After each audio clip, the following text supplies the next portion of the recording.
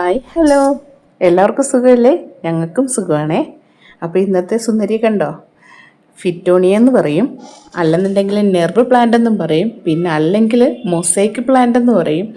അപ്പോൾ അത്രയും ഭംഗിയുള്ളൊരു ചെടിയാണിത്. പിന്നെ അതുകൂടാതെ ഇൻഡോർ ചെടികൾ ഇഷ്ടപ്പെടുന്നവർക്ക് വേണ്ടിയിട്ടുള്ള ഒരു പ്രത്യേക ചെടിയാണിത്. പിന്നെ വേറൊരു കാര്യമെന്ന് പറഞ്ഞാൽ ടെറേറിയം ഇഷ്ടപ്പെടുന്നവർക്കും അതിനകത്ത് നടാൻ പറ്റിയ ഒരു ചെടിയാണിത്. ഇത് കണ്ടോ, ഇത് എൻ്റെ വേറൊരു സുന്ദരനാണേ, ഫൈറ്റർ ഫിഷാണേ. അപ്പോൾ ഇത് നമുക്ക് വലിയ കെയറിങ്ങൊന്നും ആവശ്യമില്ലാത്ത ഒരു ചെടിയാണ്. ചെറിയൊരു പ്രകാശം ഉണ്ടെങ്കിലും അവിടെയും ഈ ചെടി വളരും.